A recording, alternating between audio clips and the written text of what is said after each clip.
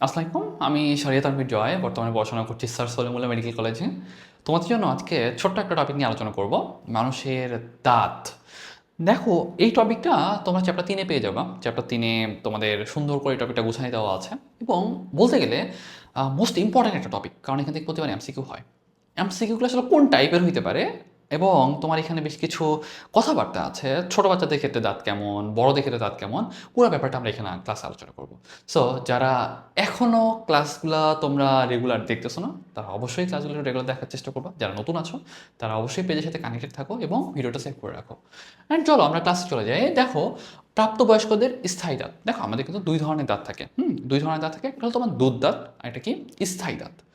আমরা ডাইফায়োডন্ট নামে একটা টার্ম অলরেডি হয়তো জেনে আসছি বা জানবো। আমরা কোনো একটা ভিডিওতে আমরা পরে আলোচনা করবো, সমস্যা নেই।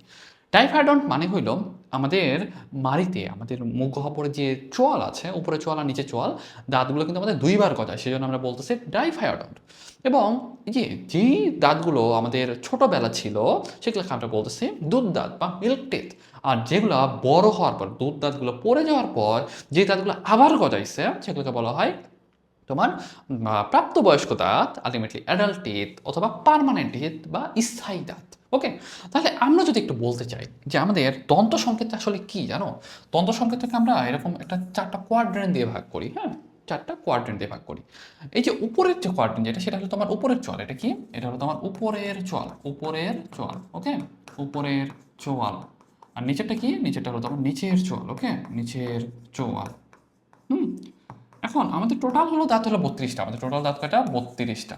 ওকে, তার মানে আমরা 4টা কোয়াড্রেন্টে ভাগ করছি। তার মানে আমাদের দাঁত আছে এখানে 8টা, এখানে 8টা, এখানে 8টা, এইখানে 8টা। ওকে, যেমন আমি যদি তোমাকে জিজ্ঞাসা করি যে ভাই আমাদের দাঁত কয়টা, দাঁত আমাদের টোটাল কিন্তু 32টা। প্রাপ্তবয়স্কদের দাঁত কয়টা? বলো 32টা। এবং এই যে 32টার মধ্যে উপরে চলে 16টা, নিচে চলে 16টা। এবং তুমি যদি তার মাঝ বরাবর আবার ভাগ করো, তাহলে এক পাশে 8টা আর এক পাশে 8টা। এখন আমি যদি তোমাকে বলি যে ভাইয়া আমাদের প্রাপ্তবয়স্কদের ক্ষেত্রে, প্রাপ্তবয়স্কদের ক্ষেত্রে প্রাপ্তবয়স্কদের ক্ষেত্রে আমাদের দন্ত সংকেতটা কি? I2, C1, P2, M3। দেখো তো এখানে কয়টা মানে দাঁত নিয়ে কথা বলা হচ্ছে? এখানে কিন্তু আমাদের 8টা দাঁতের কথা বলা হচ্ছে। দেখো তো, I2 তার মানে আইতে হলো ইনসিজর। ইনসিজর, ইনসিজর দাঁত কয়টা আছে এখানে? 2টা আছে। তারপর কি? ক্যানাইন। ক্যানাইন, ক্যানাইন দাঁত কয়টা আছে? একটা আছে। তারপর কি আছে? তারপর আছে প্রিমোলার। প্রিমোলার, প্রিমোলার দাঁত কয়টা আছে আমাদের? প্রিমোলার দাঁত আছে 2টা। আর মোলার দাঁত আছে কয়টা? মোলার দাঁত আছে আমাদের 3টা। মোলার দাঁত আছে কয়টা? 3টা। তাহলে একটু খেয়াল করো, 2 1 3 2, এখানে টোটাল হলো 8টা, তাই না? টোটাল কয়টা হলো? 8টা হলো তোমার টোটাল।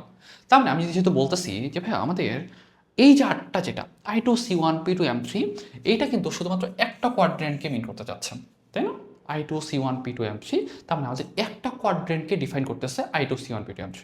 তার মানে আমি যদি তোমাকে এখন বলি যে ভাই আমাদের উপরের চোয়ালে টোটাল দাঁত কয়টা? টোটাল দাঁত হলো 16টা। টোটাল দাঁত কয়টা উপরের চোয়ালে? উপরের চোয়ালে, উপরের চোয়ালে টোটাল দাঁত হলো 16টা। ঠিক আছে? এখন উপরের চোয়ালে আমি যদি তোমাকে জিজ্ঞাসা করি ভাই উপরের চোয়ালে টোটাল ইনসিজর দাঁত কয়টা? দেখো তো, আমি যে বলছিলাম I2 C1 P2 M3, এটা কিন্তু একটা কোয়াড্রেন্টে, তাই না? আমাদের উপর চোয়ালে কোয়াড্রেন্ট কয়টা? 2টা। তাহলে আমাদের উপরের চোয়ালে, উপরের চোয়ালে ইনসিজর কয়টা হবে বলো তো? ইনসিজর হবে, ইনসিজর হবে 2 ইন্টু কত হবে? 2, তাই না? তাহলে টোটাল হবে 4টা। ওকে, যদি বলি যে ক্যানাইন কয়টা হবে বলো তো? ক্যানাইন, ক্যানাইন হবে তোমার 2 ইন্টু কত হবে এখানে দেখো তো? 1 হবে, তাই না? তার মানে হলো 2টা। প্রিমোলার কয়টা হবে বলো তো? প্রিমোলার, প্রিমোলার কয়টা হবে? 2 ইন্টু 2 ইন্টু 2, তাহলে হবে তোমার 4টা। এবং মোলার হবে কয়টা? মোলার হবে, মোলার হবে 2 ইন্টু 3 ইকুয়ালস টু 6টা। তার মানে আমাদের উপরের চোয়ালে ইনসিজর দাঁত কয়টা? তাহলে বলবা যে ভাইয়া ইনসিজর দাঁত হলো 4টা। উপরের চোয়ালে ক্যানাইন দাঁত কয়টা? 2টা। উপরের চোয়ালে প্রিমোলার দাঁত কয়টা? 4টা। উপরের চোয়ালে মোলার দাঁত কয়টা? 2 ইন্টু 3 6টা। সেমভাবে নিচের চোয়ালে ইনসিজর কয়টা? 4টা। ক্যানাইন কয়টা? 2টা। প্রিমোলার কয়টা? 4টা। এবং মোলার কয়টা? 6টা। এখন আমি যদি তোমাকে বলতাম যে আমাদের পুরো মুখের ভিতরে, পুরো মুখ গহ্বরের ভিতরে আমাদের ইনসিজর দাঁত কয়টা? তো আমি কিন্তু এখন পুরো মুখের কথা বলছি। আলটিমেটলি আমাদের কিন্তু 4টা কোয়াড্রেন্ট নিয়ে কাজ করতে হবে। তার মানে আমি যদি জিজ্ঞাসা করি ভাই পুরো মুখমণ্ডলে, পুরো মুখমণ্ডলে, পুরো মুখমণ্ডলে, পুরো মুখমণ্ডলে ইনসিজর কয়টা হবে বলো তো? ইনসিজর কয়টা হবে? আমরা আগে সংকেতটা লিখে নেই। I2 C1 P2 m3, তাই না? যেহেতু আমাদের পুরো মুখ মণ্ডলের কথা বলতে যাচ্ছে, তাহলে আমাদের কয়টা কোয়াড্রেন্ট বলো? 4টা কোয়াড্রেন্ট। 4 ইন্টু কত হবে বলো তো? 2, তাই না? তাহলে টোটাল হবে 8টা। ওকে, যদি বলি যে ক্যানাইন কয়টা হবে বলো তো? ক্যানাইন হবে কয়টা?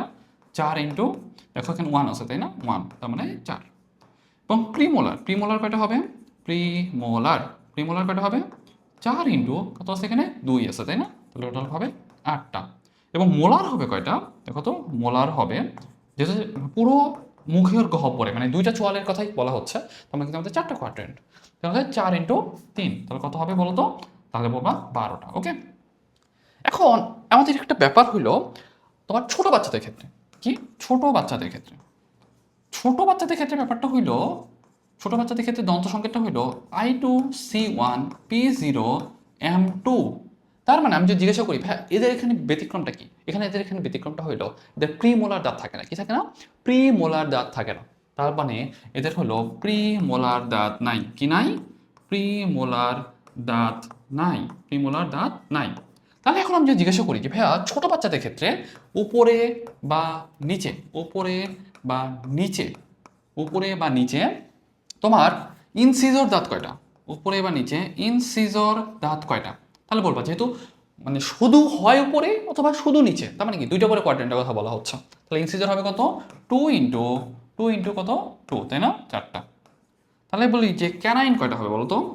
ক্যানাইন হবে 2 ইন্টু 1। ওকে, তাহলে কয়টা? তাহলে বলো 2টা। প্রিমোলার কি আছে? প্রিমোলার হবে তোমার 0। এবং মোলার কয়টা হবে বলো তো?